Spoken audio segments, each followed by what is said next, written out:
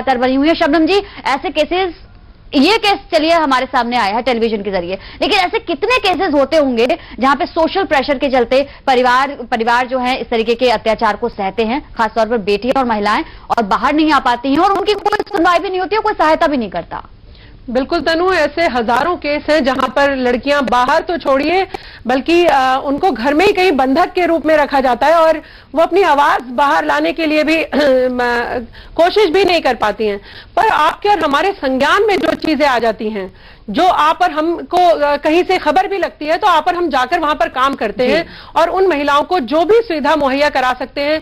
देखिए, सबसे बड़ा हमारे पास और आपके पास, चाहे वो चैनल हो चाहे वो कोई सामाजिक व्यक्ति हो, कानून के द्वारा ही आप पर हम हर चीज को न्याय के लिए प्रक्रिया में जा सकते हैं। तो जब कहीं ना कहीं न्याय प्रक्रिया इतनी खराब होगी और जिन लोगों को उस काम को करने के लिए सरकार ने नियुक्त किया है, जब वो लोग ही कहीं इतने नकारात्मक होंगे तो बहुत सारी तकलीफों का सामना करते हुए उन्हें न्याय दिलाना पड़ता है। लेकिन लड़ाई जारी रखनी चाहिए और कभी भी महिलाओं को हिम्मत नहीं हारनी चाहिए। बिल्कुल। कॉलर हमारे साथ जुड़ने शुरू हो गए हैं। सोनिया हमारे साथ है, दिल्ली से कॉलर है। सोनिया, स्वागत है आपका। आपने भी कहानी देखी होगी, क्या कहेंगे आप? हेलो जी, बताएं सोनिया। जी, मैं तो खुद इस परेशानी से पिछले 6 महीने से गुजर रही हूँ। 15 साल की मेरी शादी है जी। 2 मेरे बच्चे हैं। मेरे बच्चे जो हैं उनको भी मेरे से 3 महीने से अलग कर लिया हुआ है मेरे पति ने, और मैं खुद इस परेशानी से इतनी परेशान हूँ। महिला आयोग कुछ सुनवाई नहीं होती है, पुलिस में कोई सुनवाई नहीं होती है। इवन तक कि मैंने जो जज तक को अपना केस लगाया है, उस तक भी मेरी कोई सुनवाई नहीं हुई है। बिल्कुल। अगर उम्मीद करते हैं बरखा जी, अगर जुड़ी होती हैं ये पीस एलविन अभी देख रही हैं, तो उन तक भी आवाज पहुंचे कि उनकी सुनवाई महिलाओं की नहीं है। एक कॉलर और ले लेते हैं। शबनम जी, आपके पास दोबारा आती हूँ। शिवम हमारे साथ है। शिवम, आप बताइए। हाँ जी, नमस्ते जी, बताइए।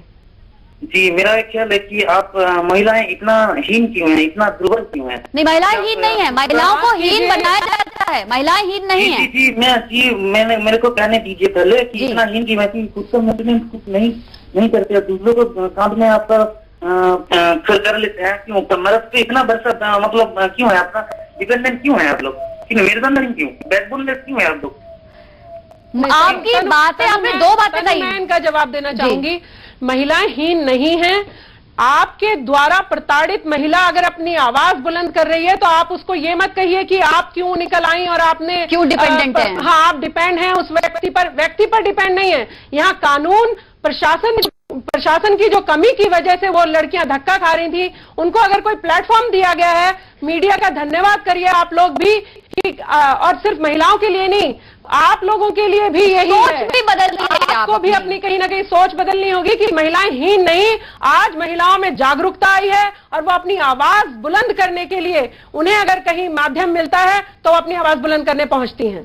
बिल्कुल। सागरिका से बात करते हैं अगली कॉलर। सागरिका, आप भी बताएं, क्या कहेंगे आप? सागरिका बताइए। लगता आवाज नहीं पहुंच रही। अशोक हमारे साथ जुड़े हुए। अशोक जी, स्वागत है आपका, आप बताएं। जी बताइए। जी बताइए अशोक जी। ऐसे आदमी को अपराध करने के लिए खड़े चौराहे पे सजा देनी चाहिए ताकि दूसरा व्यक्ति इसको नहीं करे।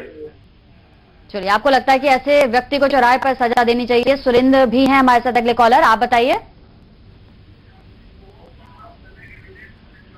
सुरेंद्र जी, आप जी बताइए। हाँ जी बताइए। हम ये कहना चाह रहे हैं कि देखो, पहले तो P7 को धन्यवाद देना चाहेंगे कि ऐसी खबर को जो है लाइट बनाया, उन्होंने लाइमलाइट में लाए। जी शुक्रिया। और दूसरी चीज हम ये कहना चाहेंगे कि हमें आज हम जो है महिलाओं के ऊपर इस तरह के अत्याचार हो रहे हैं, उसके लिए हमें सबको आवाज उठाने की जरूरत होती है। बिल्कुल। और ये सिर्फ टीवी की बातें नहीं होनी चाहिए, ये हकीकत में भी प्रैक्टिकली भी इम्प्लॉय करना चाहिए, तभी ये आवाज उठ पाएगी। सुधा हमारे साथ जुड़ गई हैं, अगली कॉलर है हमारे साथ। सुधा, आप बताइए। हेलो जी बताएं। हाँ जी, की समझते हैं? हाँ जी बताइए सुधा जी। सर मैम नमस्कार। मेरी शादी को 26 साल हो चुके हैं जी। मेरे हस्बैंड यही सब काम करते हैं जी। तो अब हमारे साथ क्या होना चाहिए? जब मेरा एक बेटा है, वो दिल्ली रहता है और खुद ही कमाता है, खाता है और मेरा भी पालन पोषण करता है, क्या मेरे हस्बैंड क्या होना चाहिए? बताइए अब शबनम जी, एक और केस बिल्कुल इसी तरीके का सामने आया कि 26 साल की उनकी शादी हो गई है और इसी तरीके का अत्याचार वो सह रही है। देखिए, कानूनन ये वाइफ है, जो भी पति का कुछ भी है ये उसमें उनका बराबर का अधिकार है। 26 साल हुए हों, 36 साल हुए हों या 6 महीने हुए हों, पत्नी का पूरा राइट बनता है पति के परिवार पर, पति के घर पर, पति के साथ रहने पर।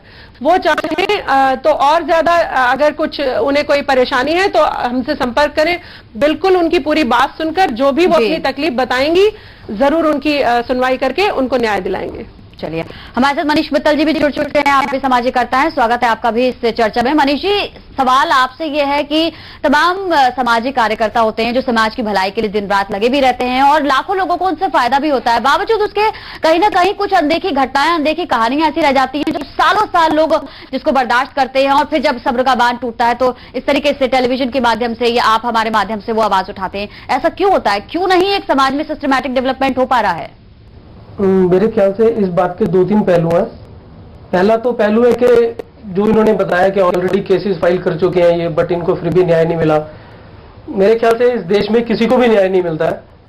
मुझे नहीं पता कि ये सच बोल रहे हैं या इनके हस्बैंड सच बोल रहे होंगे, कोई भी, पर जो भी समाज में प्रताड़ित व्यक्ति है उसको किसी भी तरह का न्याय नहीं मिलता, क्योंकि जुडिशियल प्रोसीडिंग इतनी प्रोलॉन्ग होती हैं, ईयर्स दर ईयर्स चलती हैं। बट जो एकमात्र सोल्यूशन इनके लिए अब है वो लीगल प्रोसीडिंग्स ही है। देखिए, बच्चों को ना तो बाप का प्यार और ना ही वाइफ को हस्बैंड का प्यार, ये तो लॉ नहीं दिला सकता, बट इनको जो इनका फाइनेंशियल हक है वो कानून जरूर दिला सकता है। और जिसके प्रति इन्होंने ऑलरेडी एक स्टेप फॉरवर्ड कर लिया है, I think they have told के इन्होंने डोमेस्टिक वायलेंस का केस फाइल कर दिया है। और दूसरी चीज, इसमें जो सोशल रिफॉर्म्स होने चाहिए, हमें मतलब अपने सोसाइटी आने वाली नस्लों को ऐसे वैल्यूज देनी चाहिए कि ये सब घटनाएं ना हो। आई थिंक हम नए पे नए कानून लाते जा रहे हैं बट उनकी इम्प्लीमेंटेशन कहीं नहीं कर पा रहे हैं। मेरे ख्याल से हम रोज मीडिया में देखते हैं, कभी नया रेप लॉ आ रहा है, डोमेस्टिक वायलेंस एक्ट आ रहा है, बट उनकी इम्प्लीमेंटेशन कहीं से नहीं है। और ये मनीष जी, मैं आपको यहाँ रोकना चाहूंगी। आपने एक बात कही है कि ऐसी चीजें होनी चाहिए, ये जो होना चाहिए और ऐसा करना चाहिए, ये बातें हम सदियों से सुनते आ रहे हैं, लेकिन ऐसा होता नहीं है। होगा कैसे? इसकी शुरुआत कहाँ से होगी? सोसाइटी में रिफॉर्म आएगा कहाँ से? सवाल ये बड़ा खड़ा होता है। सोसाइटी में रिफॉर्म सब तरफ से आना पड़ेगा। ऐसा नहीं है कि सिर्फ समाज में महिलाएं ही प्रताड़ित है, बहुत सारे पुरुष भी प्रताड़ित है समाज में। बट क्योंकि यहाँ पे हम महिलाओं के केस इसलिए ज्यादा सुनते हैं क्योंकि महिलाओं के लिए बहुत ज्यादा ऑर्गेनाइजेशंस है जिनको मिलियन बिलियन ऐसा नहीं है। ये थोड़ा सा मुझे लगता है कि ये सिर्फ महिलाओं की आवाज सुनी जाती है, ये नहीं मानेंगे। यहाँ ऐसा कुछ नहीं है। जो भी, माफ कीजिए मनीष जी, जो भी व्यक्ति सामाजिक होता है वो महिला पुरुष देखकर काम नहीं करता है। अगर आप खुद सामाजिक कार्यकर्ता हैं तो आप समझ सकते हैं, पुरुष भी उतनी ही संख्या में अपनी तकलीफों को बताते हैं और हम लोग उसी तरीके से एक ही नजरिए से सब लोगों पर काम करते हैं। इसलिए आप ये भेदभाव वाली बात यहाँ पर तो मत लागू कीजिए प्लीज। चलिए, एक ब्रेक के लिए रुक रहे हैं यहाँ। मनीष जी, आपके पास दोबारा लौटेंगे। ब्रेक का वक्त हो गया। अपने दर्शकों को हम एक बार फिर से बता दें कि इस पर हम चर्चा जारी है। हमारे तमाम मेहमान जुड़े हुए हैं, लेकिन आप भी हमारे साथ जुड़ सकते हैं। नंबर टेलीविजन स्क्रीन पर फ्लैश हो रहे हैं। 2 नंबर से 012033111659 और 33116660। इन दोनों नंबर्स पर आप हमें कॉल कर सकते हैं, जुड़ सकते हैं हमारे कार्यक्रम में और बता सकते हैं कि आखिर आप क्या सोचते हैं।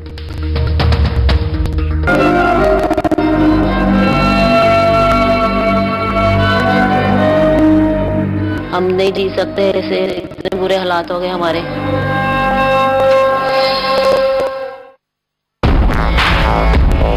सगों से तेरी सगा है तू, अपना परिवार है। जिस गली में मुड़ जाऊं बस तेरा ही दीदार है। जिंदगी का हीरो है वो तुझ पे जो सवार है। वन टच पावर स्टार्ट, शानदार माइलेज वाला APDB इंजन, दुनिया की नंबर 1 बाइक चुने यही कहे। सगों से तेरी सगा है। हीरो स्प्लेंडर, लगे ऐसा फैमिली जैसा। पिछले साल करोड़ों लोगों ने ओरल बी को अपनाया। Let's find out why. दादी के दांतों को मजबूत रखने के लिए मैंने ओरल बी प्रो हेल्थ अपनाया। I am we are smile officer. आइए करें करोड़ों स्माइल्स की सुरक्षा world's number 1 dentist recommended toothbrush brand के साथ। PNG KSC Infrastructure Limited has more than 25 years of experience in construction and real estate development. Bookshop at rupees 1.75 lakhs and flat at rupees 3.9 lakhs only. Dermatologist dandruff हटाने के लिए किस शब्द की सलाह देते हैं? 10 में से 9 को यकीन है हेड एंड शोल्डर्स पे। ये रखे आपको 100% तक डैंड्रफ फ्री हमेशा। एक्सपर्ट पे भरोसा कीजिए या खुद ट्राई कीजिए। अब 15% की छूट हेड एंड शोल्डर्स।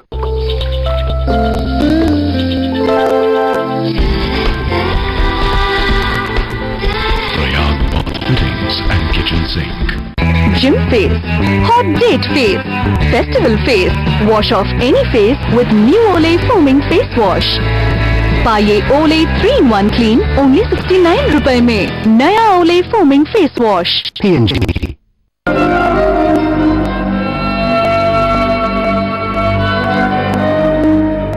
हम नहीं जी सकते ऐसे, इतने बुरे हालात हो गए हमारे।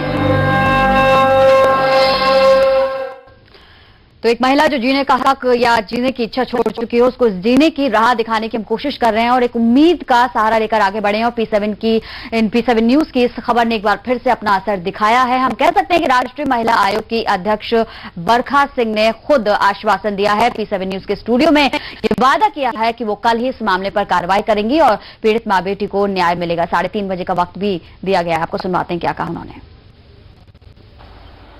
देखिए, आश्वासन नहीं, इसमें काम होगा और मैं इनसे आपके जरिए यही निवेदन करूंगी कि कल ही ये फौरन अपनी एप्लीकेशन लिख के लेके कमीशन में आ जाएं 3:30 बजे। मैं वहां पे इनका केस रजिस्टर करके कल के कल फाइल बना के और कल ही संबंध निकलवा के इनके पति को उनको हम अपने कमीशन में बुला लेंगे। और उसके अलावा जो भी इनके राइट्स हैं वो इनको लीगली इनको मिलना चाहिए और मिलेंगे।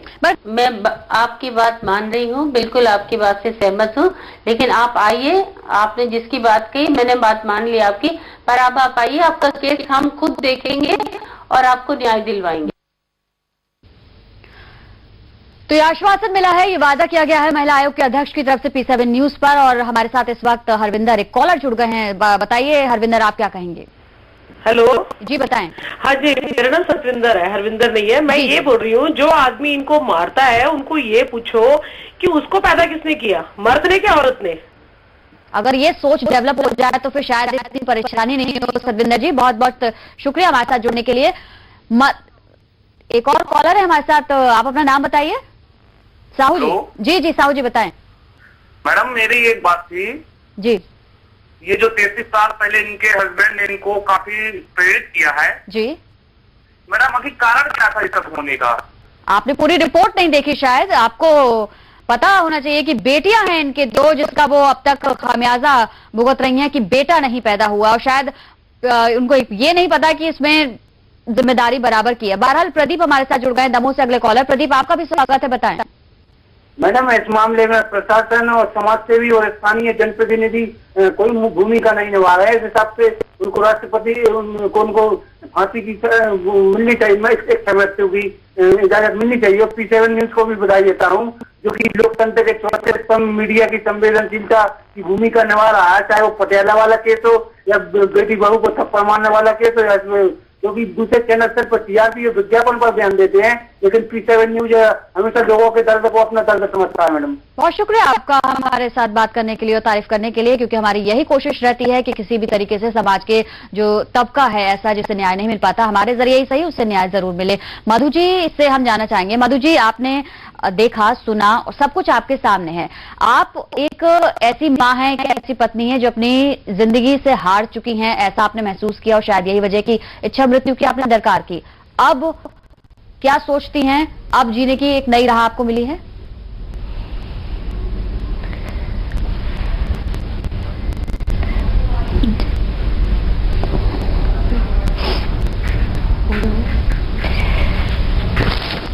हम समझ सकते हैं मधु जी कि आपकी संवेदनाएं, आपकी भावनाएं हम सब समझ रहे हैं, लेकिन हम फिर भी चाहेंगे कि अगर आप बोल सकती हैं। और इस वक्त चलिए मैं आपको रोकती हूं, हमारे साथ शर्मा जी जुड़ गए हैं, ओम प्रकाश के वकील हैं। ओम प्रकाश जो कि इसमें इनके माँ जो मधु जी उनके पति हैं। वकील साहब, आपसे हम जानना चाहेंगे कि एक जिसके आप वकील हैं उसकी वजह से 3 महिलाएं अपनी जान की अपने लिए इच्छा मृत्यु की दरकार कर रही हैं। ऐसा है जी। देखिए, आपने वन साइडेड बात सुनी है, कोई आदमी क्या कहता है क्या करता है जी। ये अपनी उसकी स्वीट विल है और अपनी उसकी मेंटेलिटी है जी। एक आदमी जो दूसरे आदमी को तकलीफ देता है वो खुद ये उम्मीद नहीं कर सकता कि दूसरे से वो सुख की उम्मीद करे जी। जब आदमी को जो भी कोई काम होता है जहां उसकी ड्यूटी होती है वो तभी कोई आदमी राइट क्लेम कर सकता है। जी जी। अगर आदमी अपनी ड्यूटी पूरी करेगा तो वो राइट भी क्लेम करेगा, लेकिन एक आदमी खुद दूसरे को तकलीफ दे रहा, one is not to take the benefit of. चलिए आपने कहा वन साइडेड, हम सुन रहे हैं, आप हमें बताइए दूसरे पक्ष का क्या हाल है। देखिए मैंने अभी ये कहा है कि मैं बताने की तैयार हूँ, लेकिन मैं द्वारका कोर्ट में हेल्ड अप हूँ। अभी मेरा आर्गूमेंट लंच से पहले ही 12 बजे से चल रहा है जी। तो मैंने अभी उनसे ये कहा था कि I will be free at 4। आप मुझे बता दीजिए, अगर आपको ज्यादा है तो आप मुझे जो अपने आपका 1 मिनट और समय लूंगी मैं आपसे जानना चाहूंगी। आपने कह दिया एक पक्षी हम बात कर रहे हैं, चलिए आपने आप मधु जी की बात मत करिए। एक बेटी जिसने बात सुनिए, एक बेटी जिसने सारी जिंदगी अपने बाप से जलालत सही है, जिसने पिटाई सही है, जिसने तवे से और पाइप से अपनी पिटाई होते हुए बर्दाश्त किया है, उस बेटी को क्या कहेंगे? वो बेटी तो छोटी थी ना। उस बेटी को आप क्या कहेंगे? मैं I can show you the order of the court. इस बेटी ने बाप के ऊपर थूक दिया हो, उसके लिए क्या होगा? बेटी ने बाप के ऊपर क्यों थूका? क्या नौबत आई होगी? क्या क्या नहीं बताई नहीं होगी। ये कोर्ट मतलब प्रोसीडिंग्स में को मेरे सामने नहीं हुआ ना आपके सामने हुआ। ये जो भी कुछ हुआ है, ये जो जहाँ ये वुमेन राइट कमीशन उस वक्त गए थे कमीशन में, वहाँ पे जब अटेंड करने के लिए गए वहाँ तक किया इन्होंने। मैं तो कोर्ट उसकी ऑर्डर शीट देख के बता रहा हूँ। तो आपको लगता है कि 3 महिलाएं अगर इच्छा मृत्यु की दरकार कर रही हैं, गुहार कर रही हैं, तो वो फर्जी केस कर रही हैं? मतलब आपका प्रकाश जी सही है और तीनों गलत हैं? सुनिए, ये बिल्कुल गलती पर है और जो गलती इनकी ये कि कोर्ट में इनको सब तरीके का ऑफर कर दिया गया, but they did not accept. क्या कोर्ट ने ऑफर किया? क्या ऑफर कर दिया? क्या ऑफर किया? इनको ऑफर किया था कोर्ट में, आपको बताया, पूछिए इनसे पूछिए। आप बताइए, आप वकील हैं, आप वकील हैं। आप लोगों को बताते क्यों नहीं है? आप वकील हैं, आप दूसरा पक्ष रख दीजिए। आप दूसरा पक्ष रखिए, आप बताइए। हाँ तो इन्होंने जो भी कुछ कहा इनको मालूम है। नहीं आप बात को घुराइए नहीं। वकील साहब आप हमें बता दीजिए, उनको तो मालूम है। वकील साहब आप हमारे सामने वो पक्ष रख दीजिए। भाई आपके सामने पक्ष हम जब रखे, जब इनको बताया था कि या तो आप मकान ले लीजिए, मकान 15 लाख रुपए ले लीजिए, दोनों में जो चाहिए आप एक्सेप्ट कर लीजिए।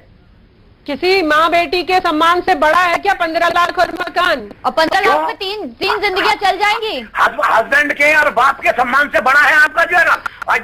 मतलब एक बात बताइए, अगर ये ब्लैकमेलिंग का अगर ऐसी चलता रहेगा तो हर आप तो मेल शोविनिज्म क्यों कर रहे हैं वकील साहब? आप वकीलों की तरह बात ही नहीं कर रहे हैं, आप तो मेल शोविनिज्म की बात कर रहे हैं। हम तो जो बात हमारे सामने आई है हम आपको वो बता रहे हैं। ऐसा कोई भी ऑफर हमारे को नहीं दिया गया। आप बेटी की, चलिए बेटी की आवाज सुन लीजिए वकील साहब, बेटी की आवाज सुन लीजिए। हमने दोनों के पक्ष सुने हुए हैं। ऐसा कोई भी ऑफर हमारे को नहीं दिया गया। बेटी मना कर रही है, बेटी मना कर रही है, कोई ऑफर हमें नहीं दिया। और ये जिस मकान की बात कर रहे हैं उसकी इंस्टॉलमेंट ड्यूज है, उसका भी हमारे सर पे बर्डन डाल रहे हैं। वकील साहब वकील साहब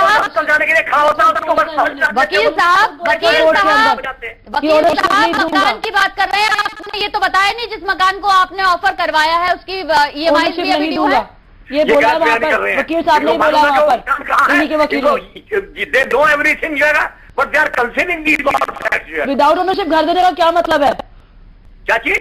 विदाउट ओनरशिप घर देने का क्या मतलब है? जब आप उसकी इंस्टॉलमेंट पेंडिंग है, उसका ओनरशिप नहीं दे रहे हो, तो घर किस बात का हुआ वो? फिर वो तो यही हुआ कि किसी के अगले दिन आपका निकल जाओगी, आपका ओनरशिप भी नहीं है। देने के बाद ट्रांसफर करेगा। ये घर जो है हाइपोथेकेटेड बैंक से, उसका ये ऑफर है कि तमाम इंस्टॉलमेंट देने के बाद ऑफर करके मकान को ट्रांसफर कराएगा। कब, कौन से साल में, कब तक इंस्टॉलमेंट पेंडिंग है, कब वो ऑफर होगा, कब ट्रांसफर होगा, कितने साल? कब तक का तो जब है, जब ये कोर्ट में बयान दे देंगे, उस ऑफर को एग्री करेंगे, तब there after he will do it. ये ओनर ने ये बोला था विदाउट ओनरशिप दूंगा मैं, मेरे सामने की बात है ये, मैं भी थी वहाँ पर। इन्होंने वहाँ पे जज साहिबा है किरण गुप्ता। चलिए वकील साहब एक बात चलिए यहाँ स्पष्ट कर दीजिए। आपने कहा कि इंस्टॉलमेंट चुकाकर वो ओनरशिप देंगे, आप टाइम बता दीजिए कौन से साल में, ये कब तक पेंडिंग है? ऐसा है, एक बात सुनिए। हाँ, टाइम नहीं, इनसे बोलिए ये वो डाइवोर्स सीख करना चाहता है, डाइवोर्स दे उसको, और ये चीज एक्सेप्ट करके अपने अलग हो उनसे जो है उसके साथ तो वो तो प्रोसेस में है, उसमें आपकी भूमिका इनको मकान देकर बैठ जाएंगे और ये जबरदस्ती की जबरदस्ती लॉजिक ये लोग ये तो जाते हैं। आप इतना अग्रेसिव होकर बात कर रहे हैं जैसे आपके साथ डिवोर्स फाइल हुआ है। आप एक रैशनल वे में बात क्यों नहीं करते वकील साहब? नहीं आप वो नहीं बता रहे हैं, आप अग्रेसिव हो रहे हैं, आप चिल्ला रहे हैं, आप धमकी दे रहे हैं, आप ढंग से बात ही नहीं कर रहे हैं। ये तो आपको पता है नेशनल चैनल पे ये वकील कहाँ के आपको पता है नेशनल चैनल पे बात करें वकील साहब, तो आप बाद में जब इनसे बात करते होंगे तो आपका रवैया पूरी तरह से बात करते हैं। आप तो हमारे चैनल पे, नेशनल चैनल पे जबकि दुनिया आपको देख रही है तो आपका ये स्टैंड है, तो आप चिल्ला रहे हैं। दुनिया तो ये भी तो पता चलेगा इन लोगों की गलती क्या है। सच्चाई तो ये है वकील साहब, अगर आप इसी तरीके से बात करते रहेंगे तो आपके ऊपर भी केस हो सकता है, आपको पता है। आप साहब मुझको थ्रेट मत करिए, आपने मुझसे कांटेक्ट किया है, आपको मैंने सच्चाई बता दी है, आप इसे लीगल फिगर से खत्म बात। Have I contacted you? You have contacted me, and whatever is the truth, I have told you. आप निष्पक्षता से उनका पक्ष रख दीजिए, उसमें क्या परेशानी है वकील साहब? मैंने निष्पक्षता से ही पक्ष रखा है।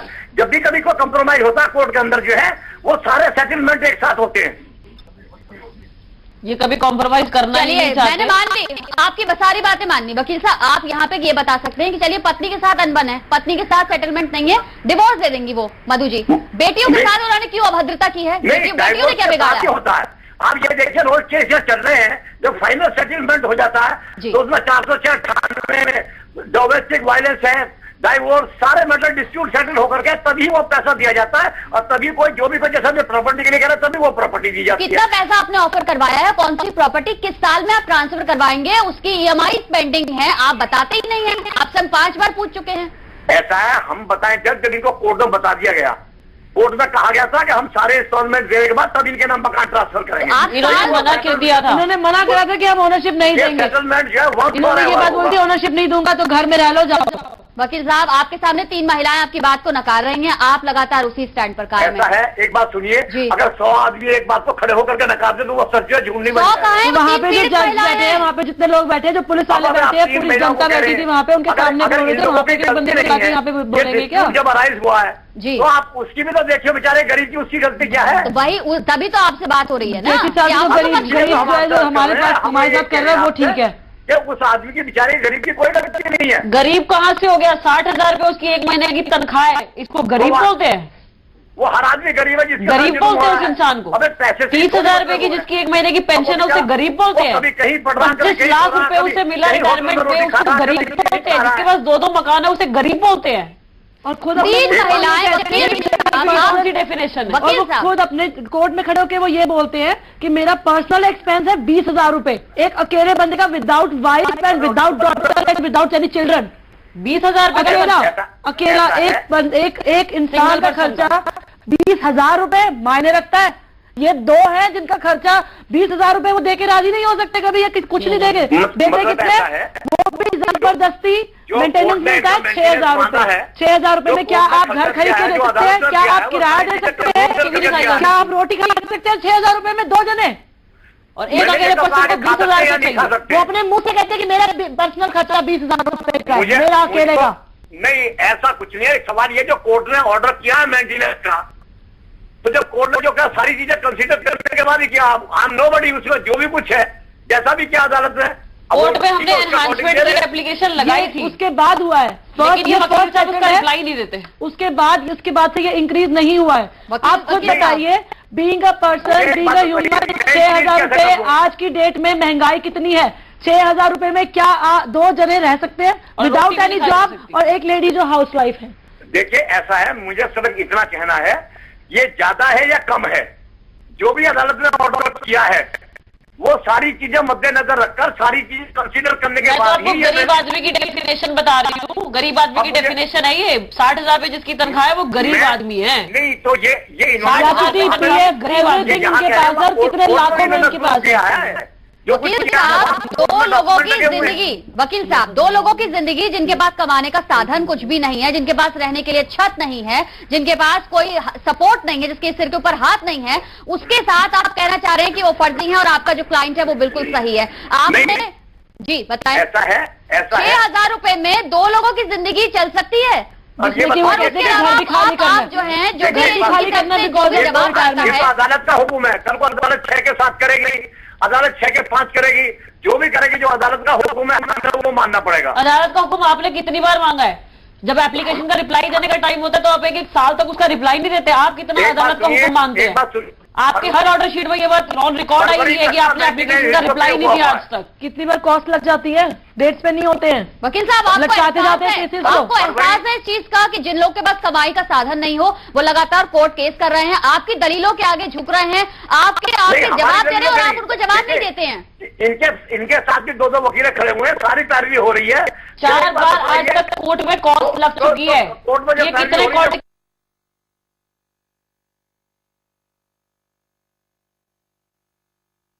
कॉस्ट लगती है? वकील साहब, आप तो कानूनी उलझनों में और फंसा रहे हैं, टाइम बढ़ा रहे हैं, टाइम स्ट्रेच करते जा रहे हैं जिससे कि और ज्यादा टाइम खींचता चला जाए। और क्या हो रहा है?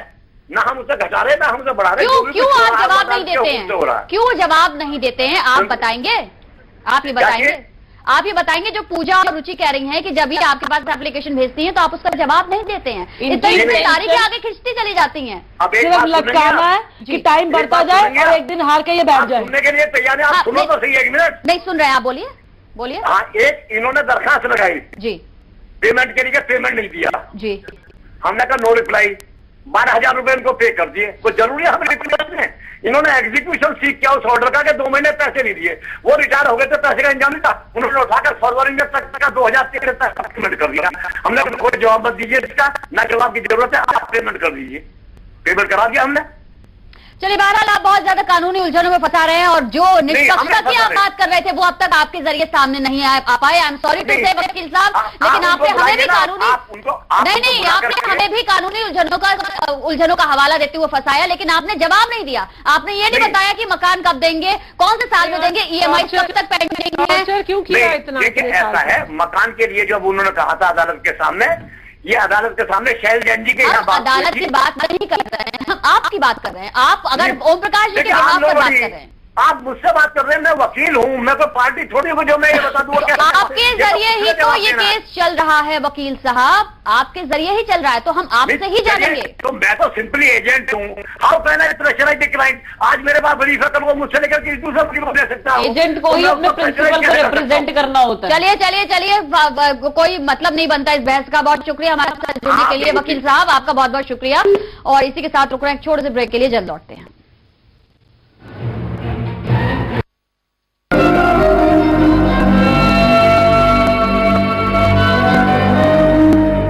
हम नहीं जी सकते ऐसे, इतने बुरे हालात हो गए हमारे।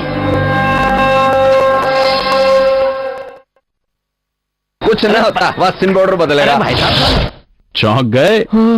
नींबू और चंदन की खुशबू वाला टाइड नेचुरल सिर्फ 10 रुपए में। एक बार देखे तो देखो, इसकी सफाई तो देखो, और मिसेस के मुलायम हाथों को देखो। 10 रुपए वाला हरा टाइड नेचुरल, छोटा दाम बड़ी खुशी। आज कोई गड़बड़ नहीं होनी चाहिए। बहुत अच्छी लग रही हो। एक नया रेस्टोरेंट खुला है, नया बेहतर एम्बिप्योर का, अब पहले से ज्यादा बदबुओं को दूर करे। कल कितने बजे मिल रहे हैं? एम्बिप्योर का आपके हर कदम को करे रोशन, सिर्फ मोशन। लेटेस्ट रेंज और best quality available for gents, ladies and kids. PU Motion slippers and sandals. Gym face, hot date face, festival face, wash off any face with new Olay foaming face wash. पाइए Olay 3-in-1 clean only 69 रुपए में। नया Olay foaming face wash। PNG Gillette guard किफायती दाम में, 1 रुपए में 1 शेव। Guard का फ्लेक्सिबल हेड आपके चेहरे के अनुसार एडजस्ट करे और आपको दे सुरक्षित शेव। सिर्फ 1 रुपए में 1 शेव। गार्ड जिलेट की ओर से। जिलेट गार्ड का नया किफायती पैक जो आपको देता है 9% बचत। ये बाहर से ऐसा है बेटा, तो अंदर से कितना अनहेल्दी होगा। सेब की सेहत बाहर से दिख गई, पर घर की नहीं। पानी, फंगस, धूल घर को बीमार करते हैं। बाहरी दीवारों की सुरक्षा करें एरोलाइक एक्सेल एक्सटीरियर पेंट का हेल्थ कोट। ये है ऑलमोस्ट 0 VOC जो घर को रखते हैं हेल्दी, तो नेचुरली आप भी रहें हेल्दी। कुछ चेंज करें, चलो पेंट करें। लुकिंग यंगर और लुकिंग फेयर, पहले इनमें से एक चुनना पड़ता था, पर अब नहीं। Thanks to Olay's new Total Effects Anti-Aging Plus Fairness Cream, fight signs of aging and look fairer, younger looking and fairer looking skin. Choice clear है। नया Olay Total Effects Anti-Aging Plus Fairness Cream। PNG। कुपोषण भारत छोड़ो। कुपोषण के खिलाफ जंग छिड़ चुकी है, ताकि हमारे देश का भविष्य, हमारे बच्चों का भविष्य मजबूत हो सके। तो आइए मेरे साथ मिलकर कहिए, कुपोषण भारत छोड़ो।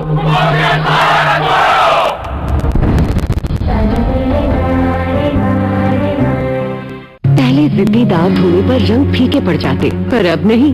मैंने चुना नया Ariel colour and style colour lock technology के साथ। ये जिद्दी दाग भी निकाले और रंगों की चमक नई जैसे रखने में मदद करे। कलर लॉक टेक्नोलॉजी के साथ नया एरियल कलर एंड स्टाइल।